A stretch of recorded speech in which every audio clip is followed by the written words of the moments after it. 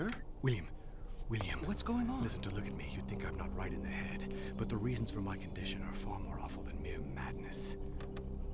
William, what I've discovered goes beyond understanding. You just have to believe me. We're all in the gravest danger.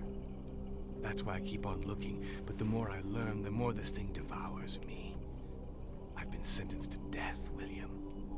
For our friendship's sake, I ask you to look after this. Don't speak of it to anyone. Don't give it to anyone. Not even to me. Especially if I ask for it.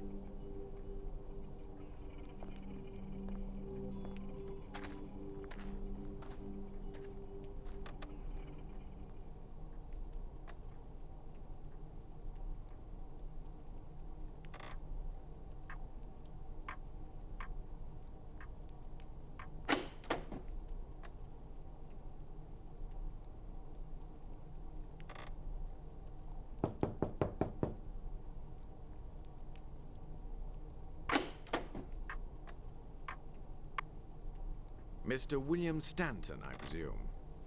Allow me to introduce myself. Dr. Robert Eagleton, physician and friend of Sir Christopher Wycherley. I would like to talk to you about his son, Edgar Wycherley, who, if I'm not mistaken, is a friend of yours. I know Edgar too well not to notice the signs of insane delirium. It's a unique case. The terror he's experiencing cannot be easily dismissed. Are you aware of the rumors circulating about Dr. Owens in Portuxet Village? I fear greatly for your friend. So do his parents, and some of my psychiatric colleagues are talking of internment. You see, I would greatly value your considered opinion. Please, would you pay him a visit? Yes, of course I will. Thank you, William. Here's my telephone number. Contact me as soon as you run into him again. Goodbye, young fellow. Thank you again for your help.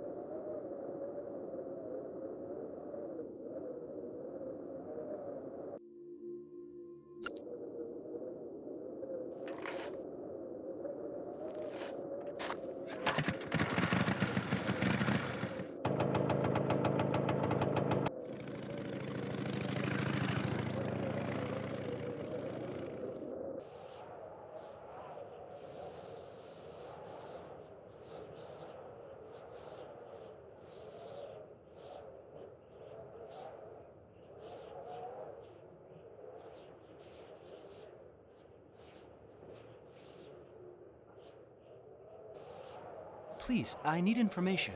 Yeah? Well, there's none here.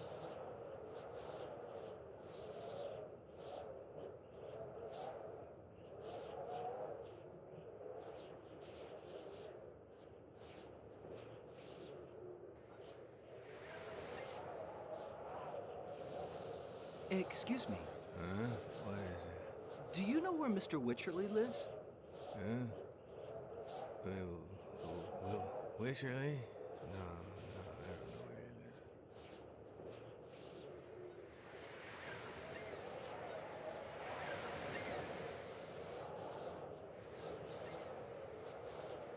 he lives. Excuse me. Could you tell me where Edgar Wycherley lives? Wycherley, eh? No. Don't know him.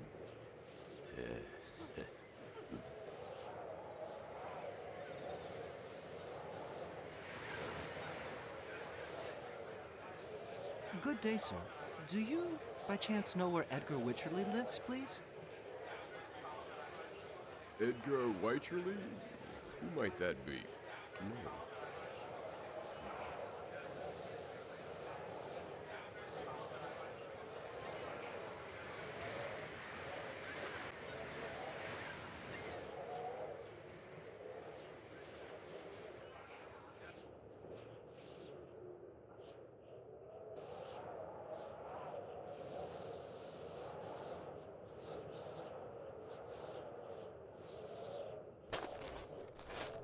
Please, sir, do you... That's not very polite.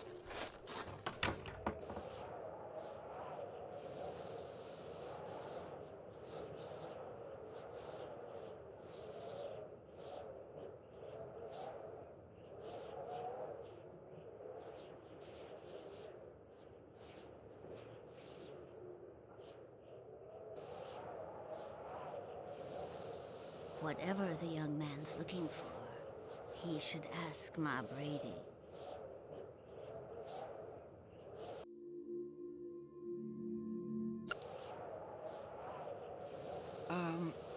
I'm looking for Edgar Wycherley's residence. Do you know it? For a few coins, kind soul.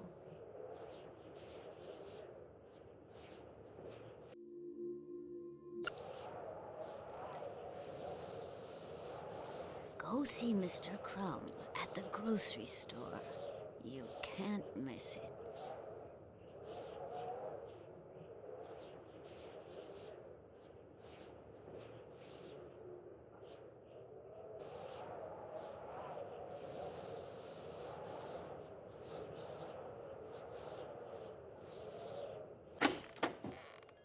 Crumb and Son, at your service.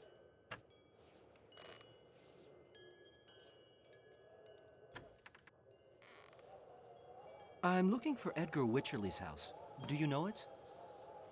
Mr. Wycherley, you say? No. I'd have to... Will you be needing anything else, sir?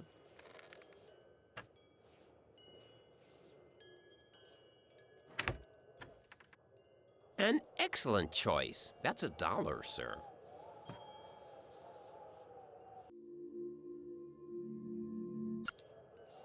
Thank you.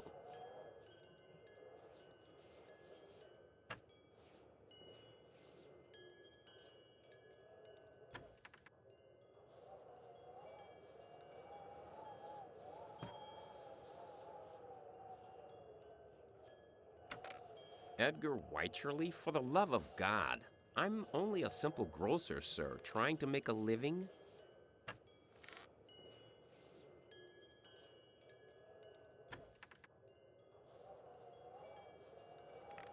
What you need, sir, is a map. Then I can show it to you. This one costs $20, sir.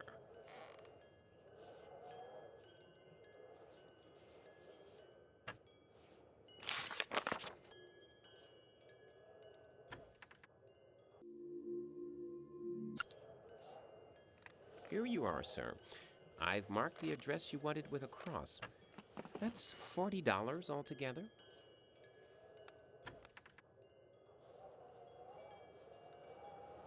Thank you, and look after yourself, sir.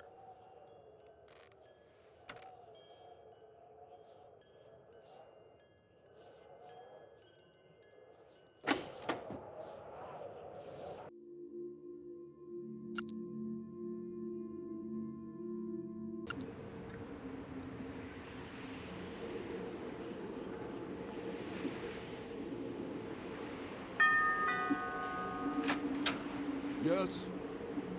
Mr. Wycherley has gone out.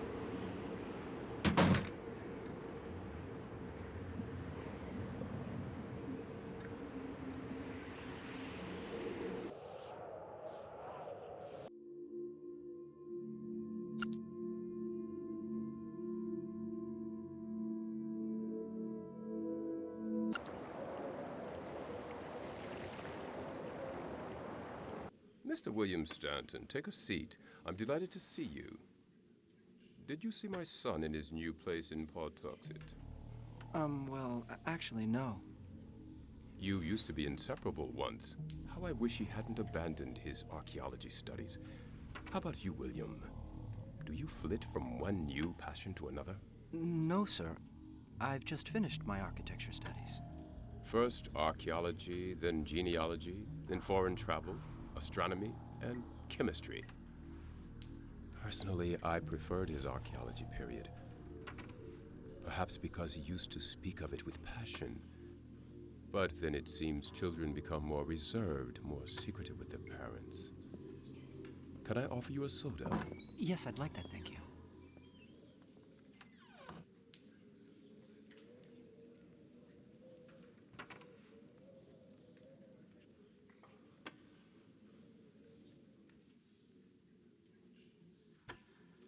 Edgar left many books and documents here relating to his recent research work. This is Gregor Herschel, who was a wealthy Providence shipowner in the colonial era.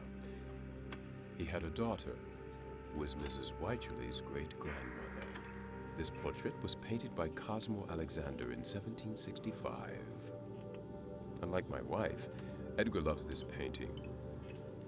It's a shame that he's not here to tell you all about it. Tell me honestly, don't you find the resemblance absolutely uncanny?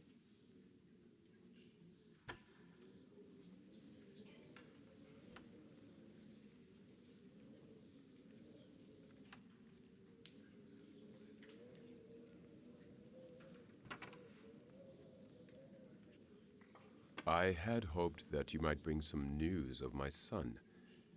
I suspect that this chemist, Dr. Owens, is working him too hard. Dr. Eggleton tells me that his health has deteriorated over the last few months. Come back and see me whenever you want, William. Edgar hardly ever writes to us these days, so it's a real pleasure to chat with you about him.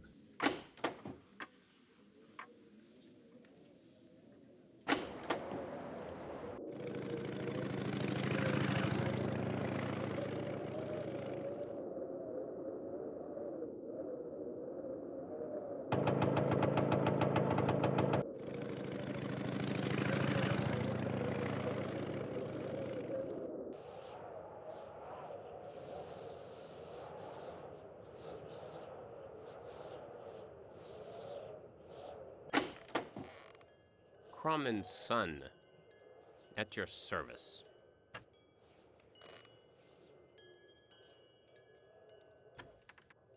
Hello, my friend.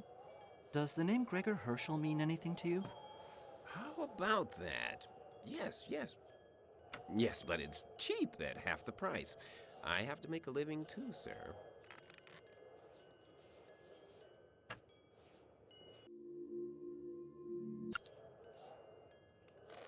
A ship owner? See if he's known down at the harbor, sir. Cross the church square and keep going down. Best let sleeping dogs lie. By Christ, this business has the smell of sacrilege about it. Pardon? Straight on at the church? That's right.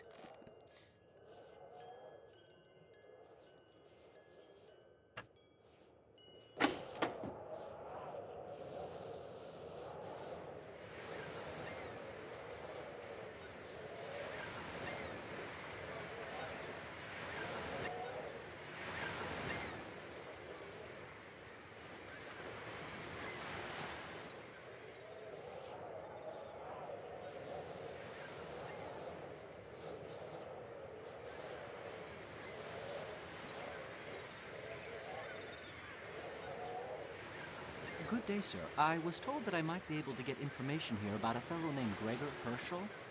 Gregor Herschel? It sounds familiar. Oh, yes. I remember now. He was a big shot trader. Yes, yes. He was in cahoots with all the Providence bigwigs. He had a home dock and good business. I would have thought there would be articles about him in the Providence Gazette, for he caused quite a commotion in his day.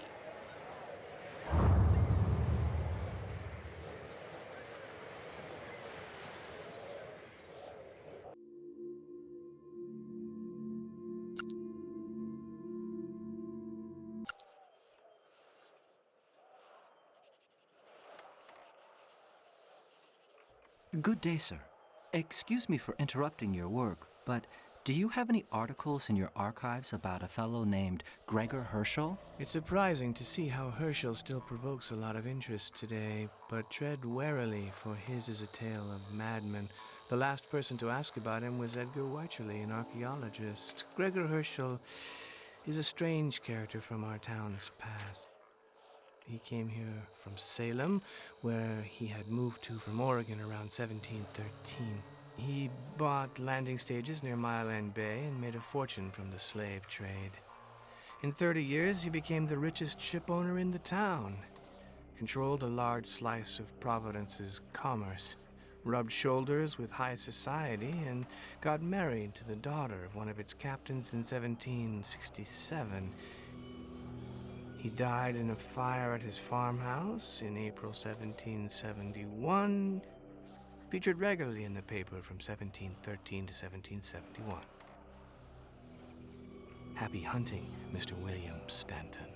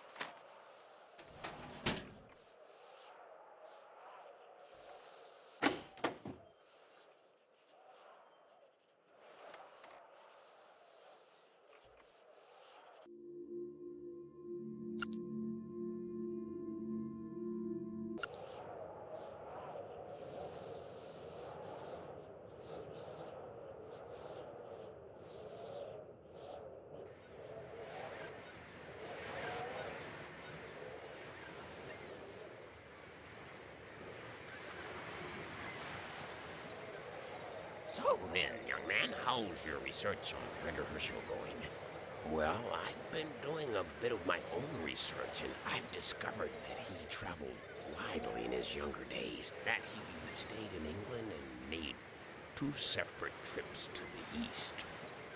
But for some strange reason, he shunned the company of men. Although he never turned away a guest, very few folk were able to find a word to say to him. Have a word with Blackfish. He'll tell you all about it. He lives in that small house down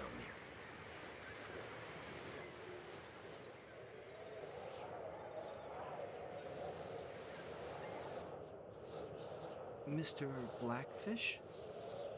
Well, I won't beat around the bush. I've come to ask you to tell me about Gregor Herschel. My friend, have you not forgotten something? Such as... Do you have nothing to awl the tongue? I do not, sir. Then get the hell out of here. Well... Yeah, that's right. Make yourself scarce. Well, I don't want to offend Well, you. okay, if you want to chat, bring some supplies. Why don't you come back later?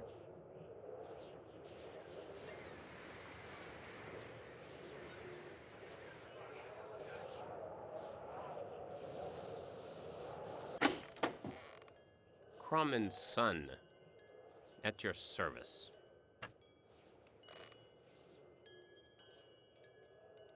Excuse me, sir. Do you have something strong that'll cheer up a miserable fisherman? You mean hooch?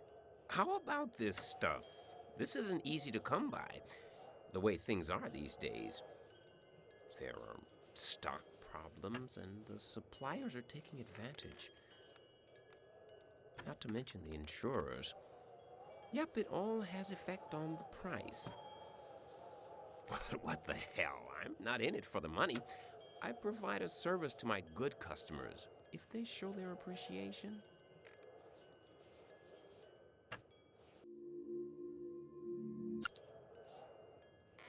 Here, will that be enough? Well, I'll be damned. You are a good customer, sir. I like people who show their appreciation.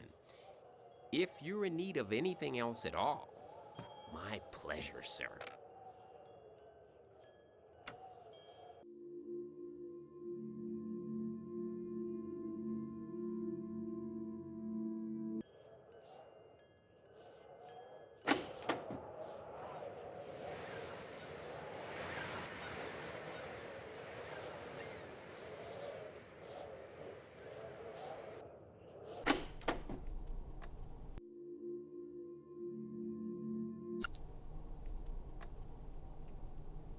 Y'all got the firewater, lad? Here, and it's good stuff, too. Good. So, do y'all know that at the time terrible things were being said about Gregor Herschel? He wasn't one to shy away from crime, and he must have made masses of dough. Everyone here has their reasons to look out for customs, my lad. At the time, the local businessman wanted to make a fast profit at any cost. Vessels would arrive in the bay at night, brigs and caravels overflowing with contraband, and secretly come ashore. You get the picture. Except that his cargo consisted of blacks from Guinea. They used to unload them to the north of Pawtuxet. There was a prison down there, a big stone building. At first, everything went fine. He wasn't the only one doing it, see? Except that one day, it wasn't just blacks. On that day, the Navy were out for blood because of a Coast Guard ship that had burned. The Liberty. They spied a big merchant ship with its lights doused, heading for Nakiet Point. They followed it, then boarded her. Ah, good God. I'd like to have seen the face of the customs officer when he saw the cargo. It was Egyptian mummies. I'll bet he was well annoyed, because of course, they were not illegal. As for the mummies, no one knew what they were for, my lad. Do you see what kind of things he was up to? Mummies, huh? What a strange thing to smuggle. That ain't the half of it. You know, the strangest thing of all was how often he used to replace his sailors. One crew would go on shore leave, some of them were laden with goods, and when it was time to sail again, there were always 2 or 3 men missing. The sailors are superstitious beggars.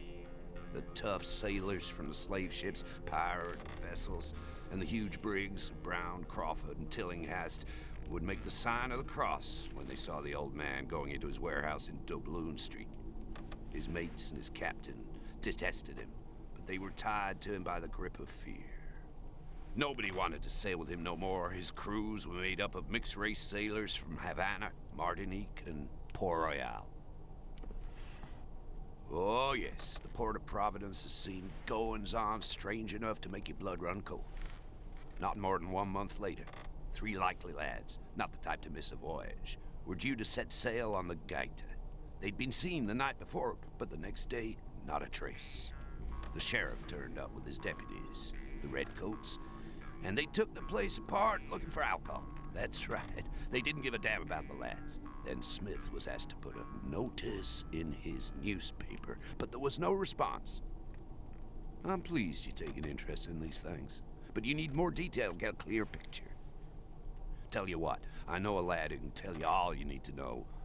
Arthur Prokop. At this time of day, you'll find him in the Royal Standard.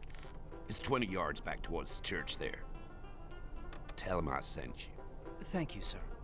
I'll find it. See you again, sailor.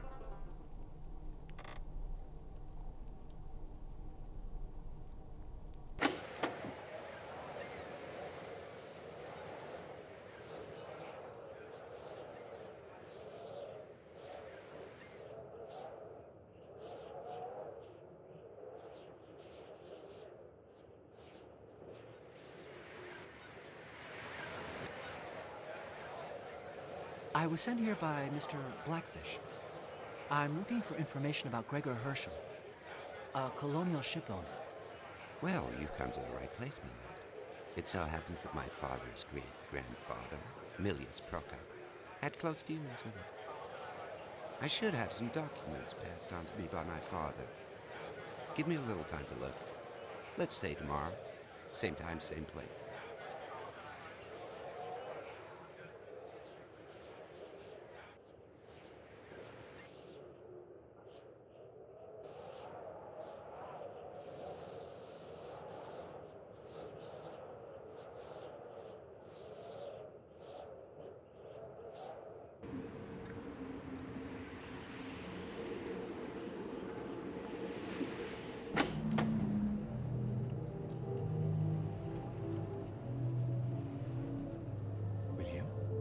It's been so long. I'm here to see how you are. When you came to my house 2 days ago, I'm sorry, my memory fails me frequently. When you came to my house, you seemed very disturbed, as if you were in some danger. Forget anything I said to you. I was upset. Let's forget it. Dr. Eagleton is worried about your health. So is your father. Edgar, are you sure everything's fine? I'm relying on you to reassure them. Everything's fine now. Allow me to introduce you to my colleague, Dr. Owens. Valentine Infidenturia. Don't forget what we must do, Mr. Wycherley. Agit quod agit. I shall await you in the bungalow. I'll leave you to your work, Edgar. William, goodbye. Please be so kind as to give my regards to Mr. Eagleton and inform him that you yourself have observed that everything here is fine.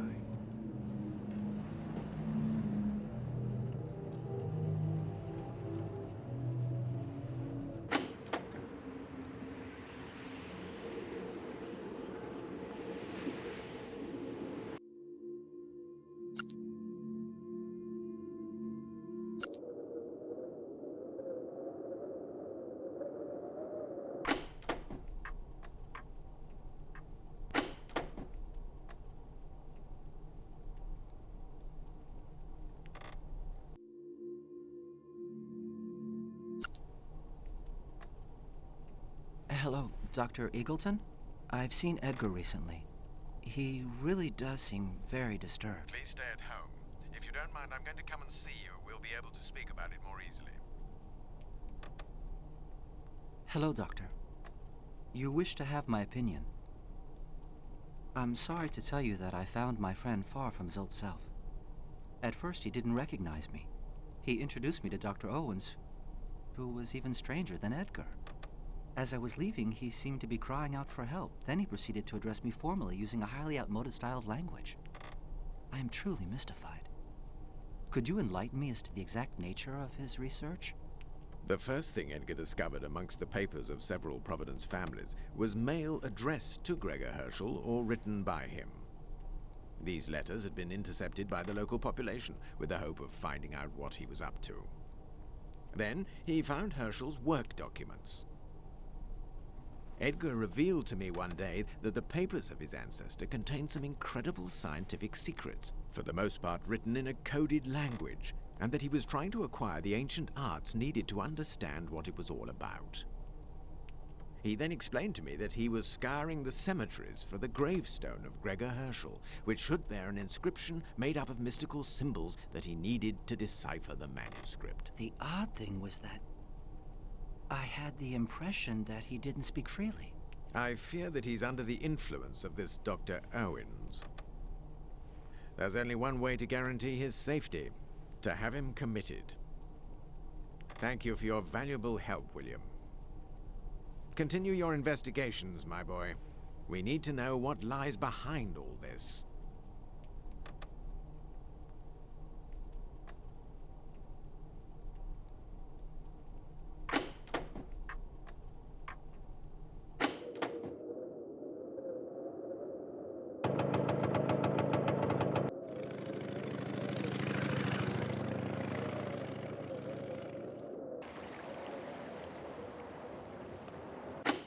Good day, Mr. Wycherley.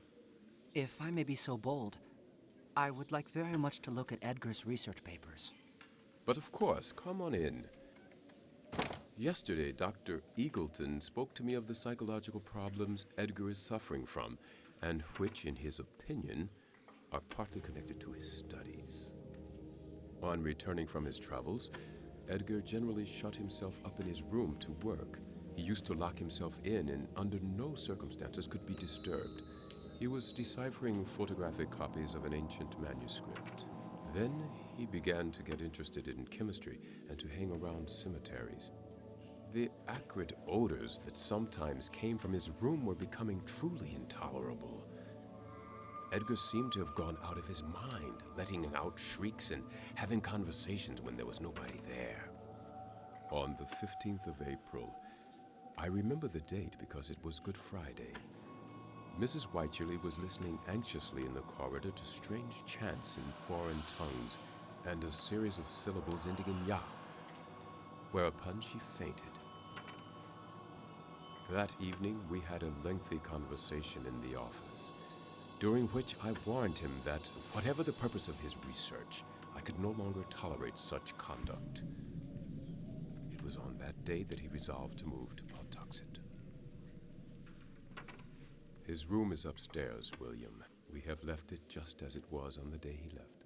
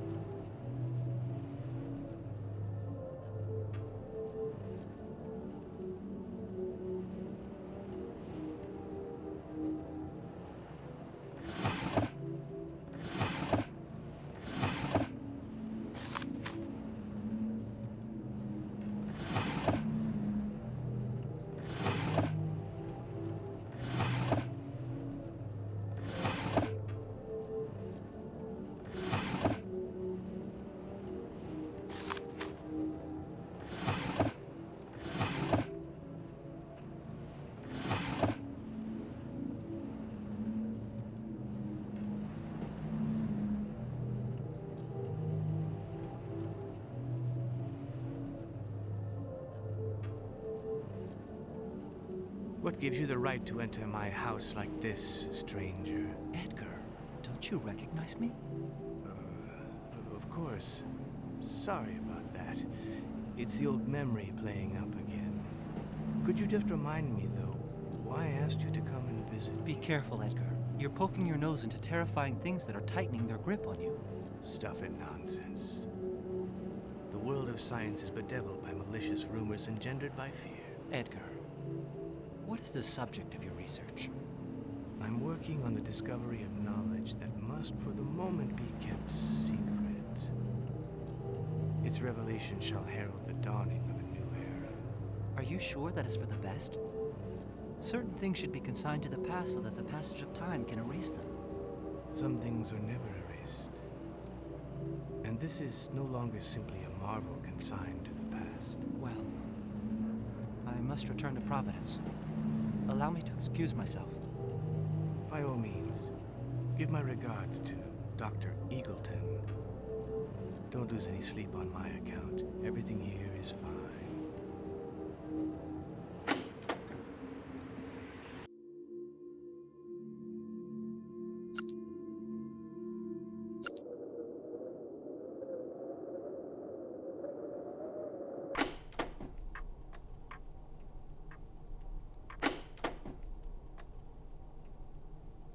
Hello there, young William.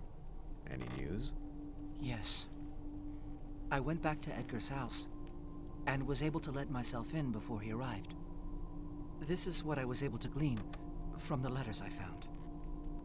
Edgar has been carrying out the same research as his ancestor. He must have attempted and succeeded in an experiment that at first taught him some secrets before causing him to lose his mind. You're right. It's increasingly apparent that he is mad. And this Dr. Owens appears to exert the most harmful of influences. Edgar must be protected. I would like to use your telephone to issue the sheriff with an internment order and to ask him to meet us at Edgar's house in order to nip any possible resistance in the bud. Let's go. Edgar, I'm forced to do this for your own safety. By all the spirits at my command, I damn you. May Azeroth take you over. You shall remain enslaved to him forever. I recommend that you rest before carrying out a detailed search of the premises. Each clue may be vital to us. I'll meet you back at your house.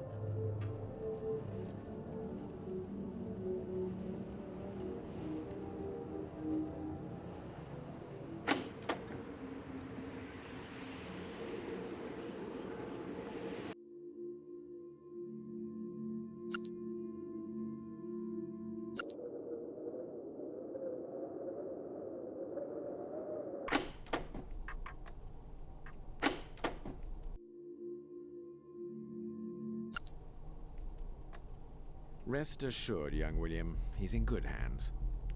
What have you learned? This. I was able to search the house at my leisure. It seems that Dr. Owens has fled. Unfortunately, that is not sufficient grounds for laying charges. We must turn his absence to our advantage. If we want real evidence of Dr. Owens' activities, the only place to find it is the bungalow. I understand, Doctor. I'm on my way there.